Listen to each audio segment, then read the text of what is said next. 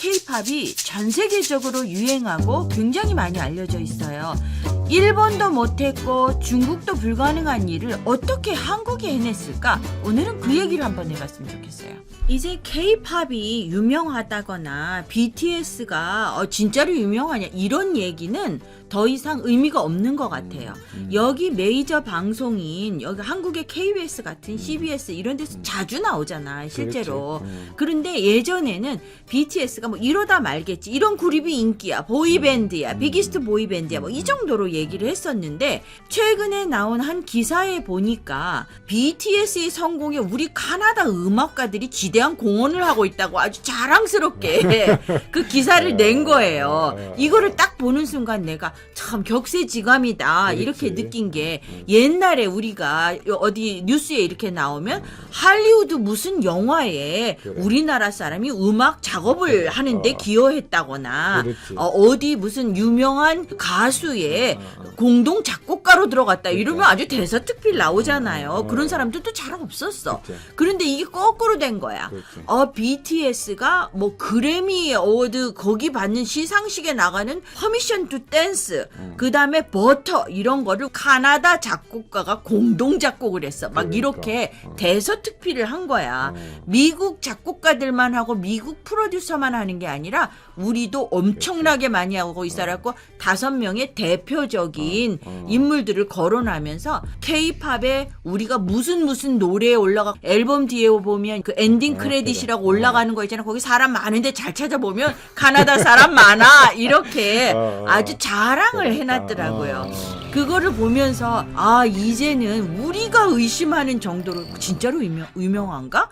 이렇게 하는 거지. 여기 애들은 그냥 제일 유명해. 전 세계에서 지금 가장 인기 있는 그룹이 BTS인 거는 그냥 사실이야. 세계에서 가장 청소년한테 그 영향을 가장 많이 미치는 그게 중요한 포인트인데 이게 어느 나라에서 어느 지역에서 유명한 게 아니라 전 세계적으로 이 정도로 유명한 거는 그 이전에 누구도 할 수 없었던 거예요. 실제로 미국에 있는 타일러 스위프트나 비욘세나 이런 애들은 미국이나 영어권에서는 중국 애들 알지만, 비욘세 모르더라고 옛날에 물어보니까. 그러니까 다른 나라의 비영어권이나 가면 걔들 하나도 몰라. 태국이나 실제로, 인도 이런 애들에서 오는 그러니까. 애들 그 미국 그 음악가들 잘 몰라요. 드레이크 아는 애들 몇 명 있냐고 물어봐.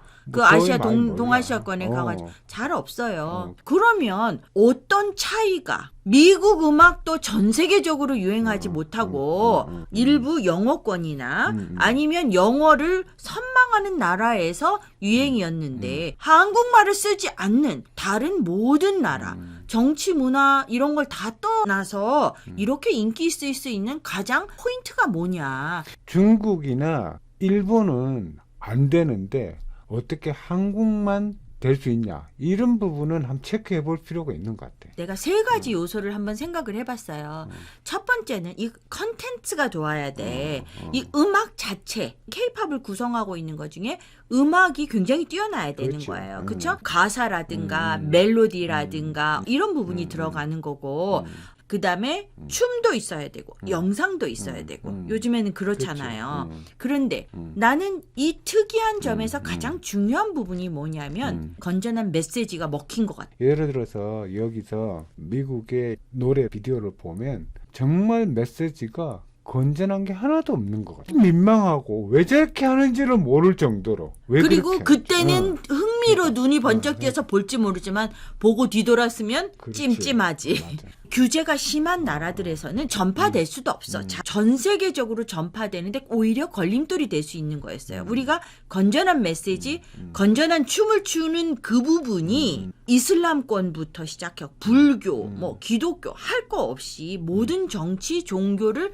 열게 하는 모든 사람들에게 전파되는데 가장 중요한 거는 건전한 메시지 정신세계 이거였던 것 같아요. 예를 들어 중국 같은 경우는 공산주의잖아. 규제가 심하고 새로운 아이디어나 상품화 해내는 데는 한계가 있어. 그 다음에 일본 같은 경우를 보면 그 일본 문화가 선문하면서 좀 독특한 문화를 갖고 있어. 좀 야식거리하지 아니, 한마디로. 어떤 면에서는 그게 다른 사람들의 전 세계 일반인들의 공감을 사기가 굉장히 어렵지 않나 이런 측면이 있는 것 같아. 아, 그리고 또 하나는 BTS 같은 애들도 처음에 뭐 7명이 한 방에서 정말 어렵게 신발을 못 찾을 정도로 그런 데서 시작했잖아. 그 어려움을 뚫고 지나가는 과정을 이 팬들이 함께 한 거야. 그래서 자기네들이 얘네들을 같이 키운다고 생각하는 것 같더라고. 인터넷이 발달하고 개인 방송, 유튜브, SNS 이런 거를 굉장히 잘 이용했다는 거는 많이 알려져 있는 부분들이에요. 그 다음에 중요한 게 이 국가 이미지인 것 같아. 이걸 포장해내는 그래. 아무리 이 상품이 좋고 춤도 잘 추고 노래도 잘하고 잘했어도 그렇지. 굉장히 허접한 나라에서 나왔다. 그 문화가 아주 지저분하고 길거리도 너무 그러니까. 더럽고 못 살아. 어. 이게 팔리냐고요. 안 팔려.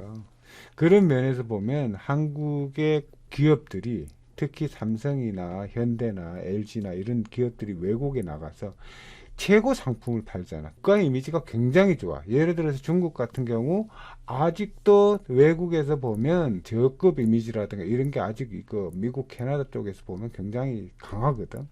그렇기 때문에 걔들이 어떤 상품을 가지고 판다고 했을 때 이게 좋은 거라고 생각은 되지가 않아.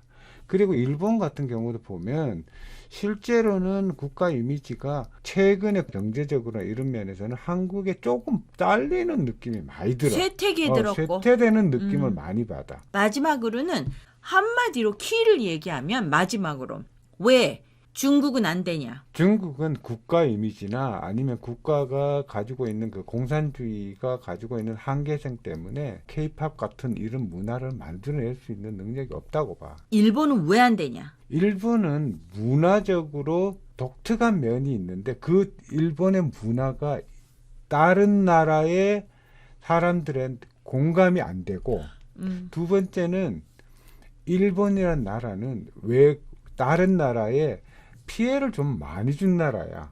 그렇기 때문에 다른 나라 사람들이 흔쾌하게 일본 문화를 받아들이는데 거부감이 있어. 한마디로 남의 나라를 쳐들어가고 못 살게 그치. 굴었기 때문에 그 나라 아. 사람들의 마음을 살 수가 없는 없어. 거예요. 그래, 맞아. 그걸로 끝이야. 그래. 응. 한국은 자유주의고 그 다음에 우리나라가 역사적으로 다른 나라를 못 살게 구지 않고 응. 그런 면에서는 복이 있잖아.